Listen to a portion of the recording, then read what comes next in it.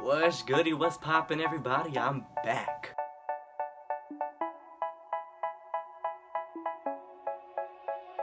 They say, oh my God, I see the way you shine.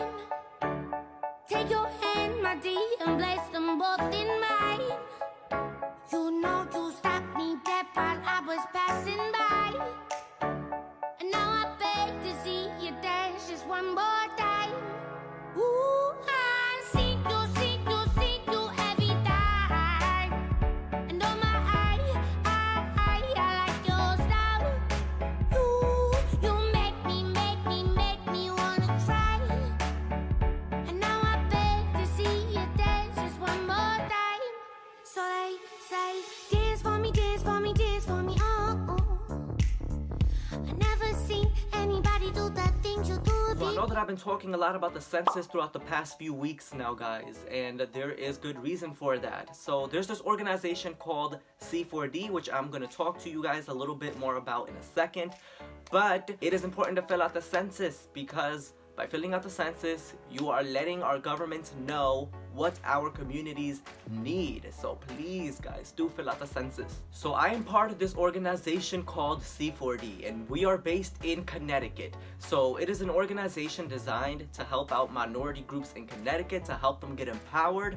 However, if you live in another state and you need some empowerment, then we are overseen by a larger nationwide network called United We Dream. You guys may want to go check them out. On behalf of C4D, I have been census tracking, which is why I've been talking a lot about the census throughout the past few weeks. There's one specific question on the census that I really want to reach out to everybody and talk about. It is that one question that asks you about your race and your nationality. Now, this is a question that can be really tricky for a lot of people because a lot of people don't know how to tell the difference between the both. Race and nationality are two different things, guys. What is the difference? So a nationality is a legal description of a person, whereas a race is a physical one. For an example, let's say you're Puerto Rican. A Puerto Rican person, Puerto Rican may be their nationality, but their race could be something different. There's only 3 races out there in the world, guys. There is Caucasian, Asian, or if you want to be scientific, you could call it Mongoloid.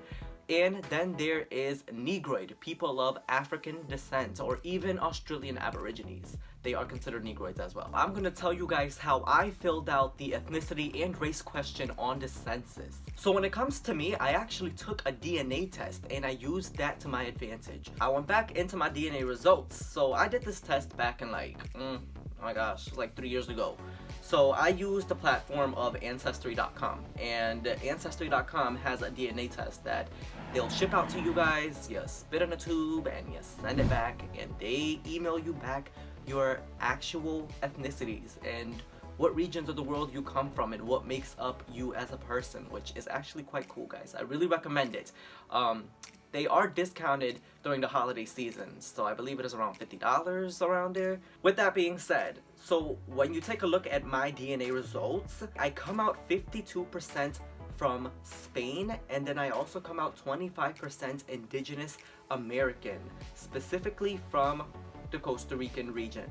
And yes, guys, I am Costa Rican, so that makes a whole lot of sense to me. And as you look further down, there's a few other ethnicities in there as well. As you can see, there's some Irish, some French, Italian, and so on. However, the majority of my DNA is made up of Spanish and Indigenous American. So what does that mean? That means that when I fill out the census and I am to fill out the part where it asks about my race, I will put that I am Caucasian and that I am Indigenous American, Alaska Native, however they describe it on there. But when it comes to my nationality, I will put that I am Latino, that I am of Hispanic origin. Hopefully that gives you guys an idea of how to fill out that part of the census. So now, I completely understand that not everybody out there has taken a DNA test. However, there are definitely other ways to find out a little bit more about yourself. One of the things you can do is call up relatives, your grandparents, great-grandparents, great-aunts, great-uncles. I'm sure they all have amazing stories to tell you guys about where they come from, who they are, and what makes up you, because these people have been around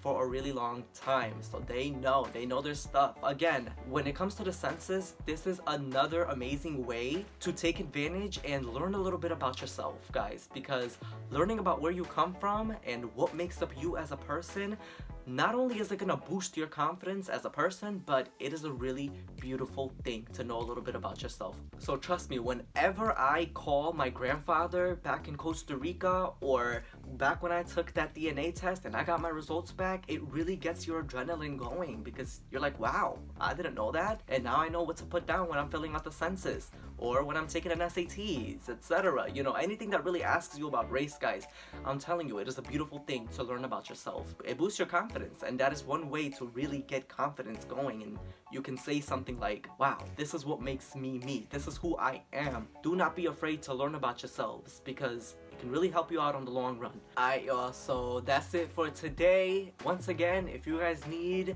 any help or have any questions about the census, please do reach out to United We Dream, and if you live in Connecticut, please do reach out to C4D. And please do not forget to sign the census pledge if you guys can, and do fill out your census. That way, your communities can get better throughout the next decade. Thank you guys so much for watching. So I will be posting this video to YouTube.